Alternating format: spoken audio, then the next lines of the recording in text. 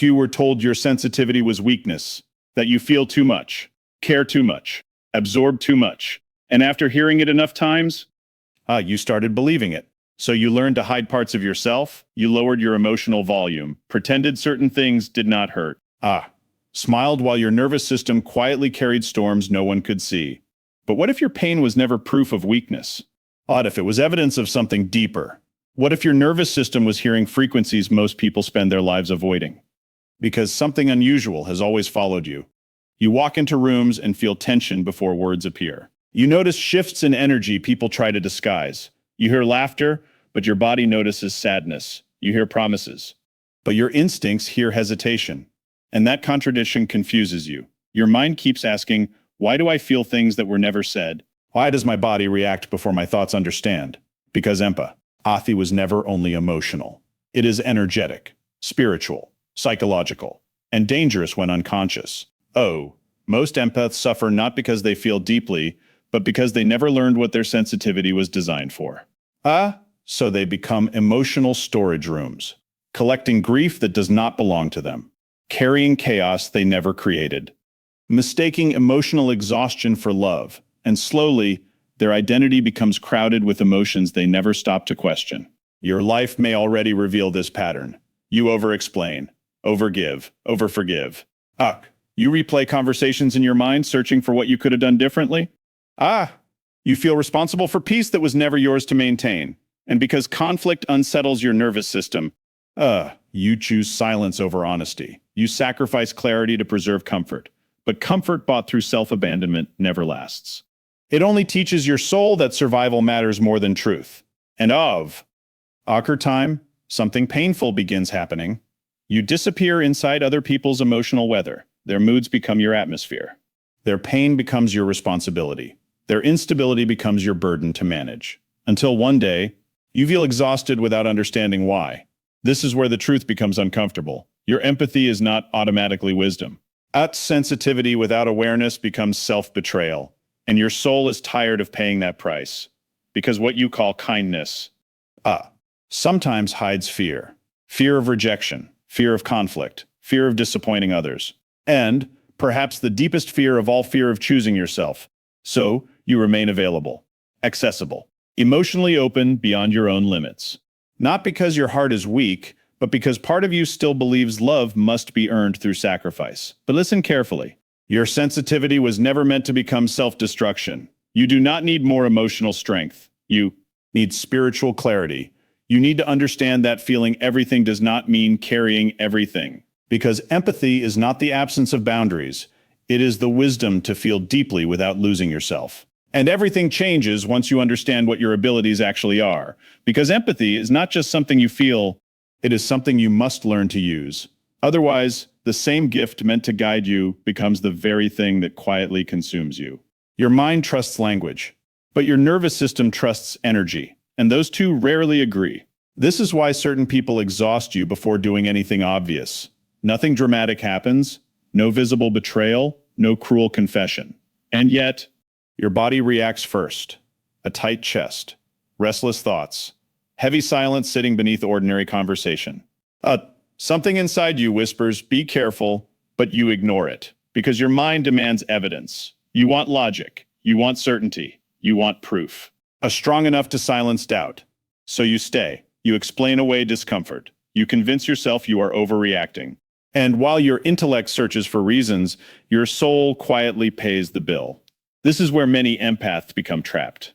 Not by cruelty, but by self-doubt. Empaths often make one dangerous mistake. They distrust their own perception. Not because they are wrong, but because they were trained to question themselves. Perhaps you learned this early. You expressed discomfort and were told you were too sensitive. You noticed something felt unsafe and were told you were imagining things. So gradually, you stopped trusting your own inner signals. You learned to silence discomfort, to dismiss emotional tension, to explain away red flags, and perhaps most painfully, to call intuition anxiety. But intuition does not scream. It does not demand attention through chaos. It notices. Quietly, patiently. And your nervous system notices more than your conscious mind realizes, the forced smile hiding resentment, the warmth that feels rehearsed, the emotional manipulation disguised as vulnerability, the affection carrying invisible conditions.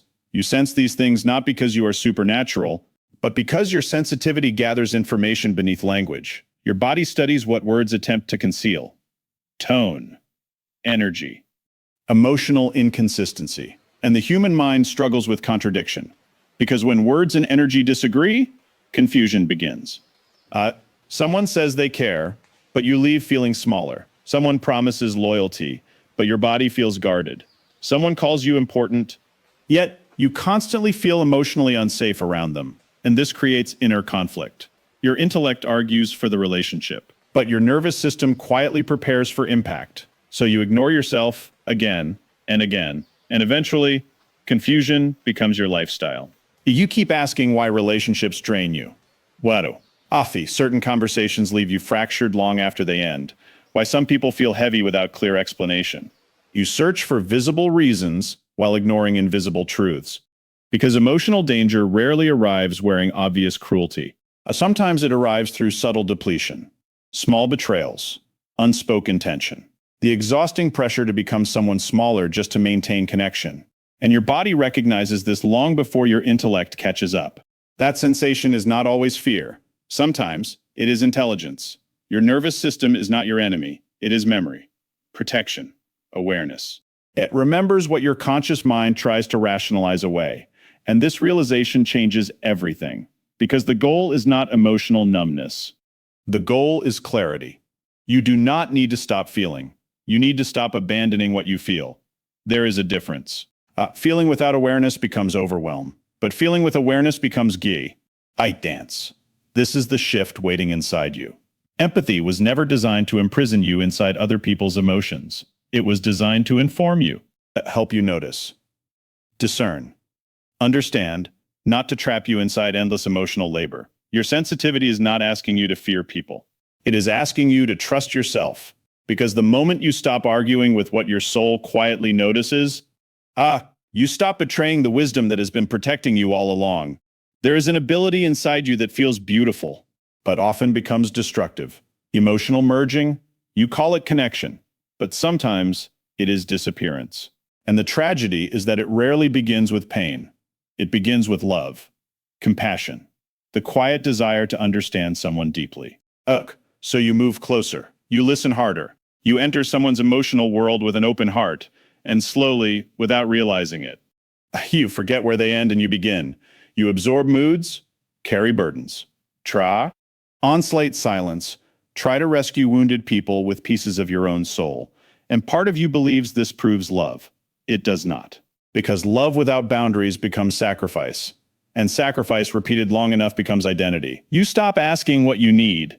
You become fluent in everyone else's pain while remaining disconnected from your own. Their sadness becomes your emergency. Their healing becomes your mission. Their instability becomes your responsibility. And at first, this feels meaningful. It gives your heart purpose. Because being needed can feel intoxicating. It creates the illusion of importance. You tell yourself you are helping, healing, saving. But beneath that devotion, another truth often hides. You fear what happens if you stop.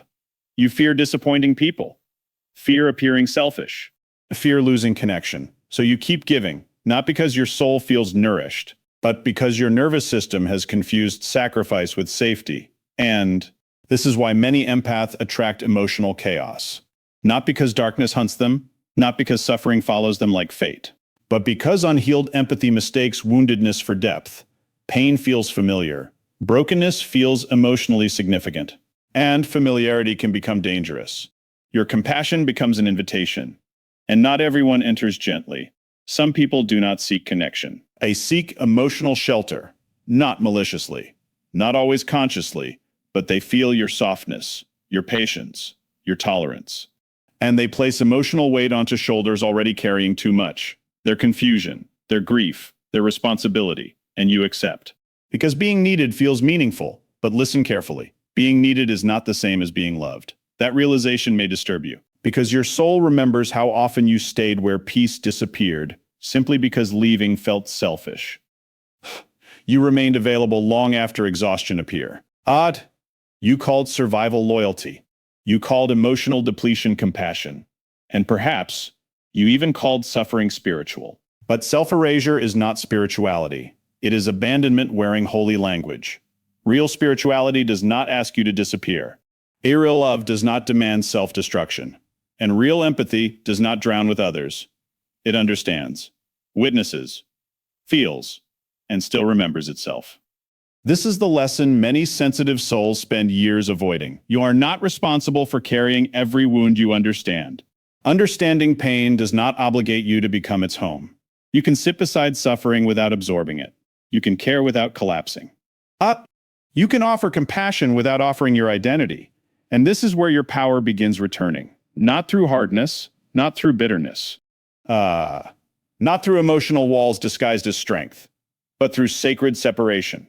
A quiet inner boundary, a spiritual remembrance, the understanding. That your soul deserves protection too, because empathy was never meant to erase you.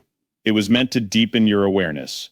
You can love without losing yourself. You can support without surrendering your peace. You can care without carrying what was never yours. And the moment you learn that difference, everything changes. Because for the first time, your heart stops surviving connection and finally begins experiencing it. Your gift becomes powerful only when guided by awareness, not emotion alone. Awareness. Because sensitivity without direction becomes confusion. And confusion slowly turns empathy into suffering. So how do you use your empathy wisely? Not through emotional suppression, not by becoming cold, not by pretending you no longer care. Your power grows through conscious presence, through learning the difference between feeling deeply and losing yourself completely. First, stop making every feeling your responsibility.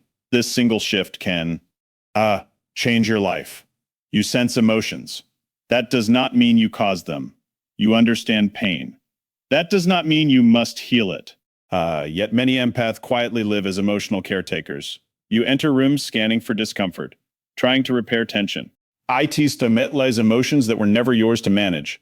And this habit becomes exhausting. Because your soul was never sent here to become emotional emergency services. You are not responsible for preventing every disappointment. You are not required to carry grief simply because you understand it. Compassion does not demand self-sacrifice. And the moment you stop confusing responsibility with sensitivity, your energy begins returning. Second, observe before absorbing. This is discipline, and discipline is sacred. Someone enters your life carrying anger, sadness, fear, confusion. Your instinct may be to merge, to fix, to emotionally join them. But pause, notice, breathe into awareness, and ask, is mine? That question protects your energy more than you realize, because unconscious empathy absorbs. Conscious empathy observes. There is profound wisdom in witnessing without immediate ownership. You can understand suffering without making it your identity. You can offer care without emotionally drowning beside someone, and this distinction matters, because when empathy loses discernment, it becomes emotional entanglement. Third, honor physical reactions. Your body keeps records your mind forgets. It remembers environments your intellect tries to excuse. It remembers emotional danger hidden beneath politeness. Notice where you shrink. Your breathing changes, where your shoulders tense, where peace quietly disappears. Some people call this overthinking, but your nervous system often notices what language hides. You may leave certain conversations feeling drained without obvious explanation. Certain relationships create fatigue that logic cannot fully explain, and still, you argue against yourself. You demand evidence. You negotiate with discomfort. Stop fighting the wisdom carried by your body. It has protected you more times than you know. Your nervous system is not trying to imprison you. It is trying to inform you. And finally, protect your solitude. This may be the most misunderstood practice of all. Silence is not rejection. It is not emotional coldness. For empaths, silence is maintenance. The world fills you with emotional noise. Opinions, expectations, unspoken tension, invisible pressure. And if you never step away, your inner voice becomes difficult to hear. You need moments where your spirit separates its own truth from everyone else's emotions. Moments where your heart can breathe without performing, without translating, without carrying. Because without silence, you lose emotional direction. And when you lose direction, You mistake survival for connection. This journey is not about becoming distant. It is about becoming clear, because empathy without self-respect becomes suffering. But empathy guided by awareness becomes wisdom. And wisdom changes everything, because the moment your sensitivity stops controlling you, it finally begins serving you. And that is when your gift becomes power instead of pain. Here is the truth your soul has been trying to reveal. Not through noise, not through certainty, but through quiet moments your mind kept trying to escape. Your sensitivity was never punishment. It was invitation. And perhaps this changes everything, because for years, you may have mistaken your depth for damage. You wondered why life affected you so intensely, why certain words stayed with you, why emotional tension entered your body like weather. Your heart carried memories long after others moved on. And maybe part of you believed something was wrong, that you were too emotional. Too affected, too open, but life did not make you feel deeply. To weaken you. It gave you perception, depth, emotional vision, a way of understanding reality that moves beneath appearances. Because not everyone notices what you notice. Not everyone feels what lives beneath silence. And that sensitivity carries meaning. But every gift carries responsibility. And yours requires courage. Not dramatic courage, not loud courage, quiet courage. The courage to trust yourself when doubt feels safer. The courage to disappoint people when preserving yourself becomes necessary. The courage to leave spaces that demand your self-abandonment. And perhaps hardest of all, a courage to stop translating your intuition into excuses. Because this is where many empaths become lost. Not through cruelty, but through compromise. You feel what your soul knows, then negotiate against it. You sense misalignment, then explain it away. You recognize emotional danger, then remain out of loyalty to hope. But the greatest danger to an empath is not cruelty, it is forgetting their own center, and forgetting happens slowly. You spend years searching for permission. Permission to rest. A permission to say no. Permission to protect your peace. Permission to honor what feels true. You prove your heart. You prove your loyalty. You pour energy into places that celebrate your giving while neglecting your humanity. And eventually, you become exhausted from proving what never needed proof. Enough years have been spent bleeding energy into places that never protected it. Enough years searching for validation from people disconnected from their own depth. Your awakening begins the moment you stop apologizing for what your soul already knows. Read that again, because this is not rebellion. It is remembrance. You are not here to become numb. You are not here to save everyone. You are not here to disappear inside other people's expectations. You are here to feel deeply and still remain whole. That is your spiritual ability. Not absorbing pain endlessly. Not sacrificing your peace to earn belonging. Not carrying wounds simply because you understand them. But standing inside sensitivity without surrendering your identity. This is the lesson life may have been teaching you through every disappointment, every draining connection, every moment your spirit whispered for more. Your empathy was never meant to make you smaller. It was meant to make you conscious. Conscious of energy, of truth, of boundaries, of what nourishes your soul and what quietly consumes it. So stop fearing your depth. Stop shrinking your intuition to make others comfortable. Stop running from the inner, knowing that has followed you your entire life. The world does not need another exhausted soul pretending to be strong. It needs awakened hearts. Hearts that understand compassion without self-erasure. Hearts that finally know where they end. And where their power begins? And maybe tonight, for the first time, I'll stop asking whether your sensitivity is a burden and begin asking a different question. What becomes possible? Once you stop betraying the very gift that was trying to guide you home.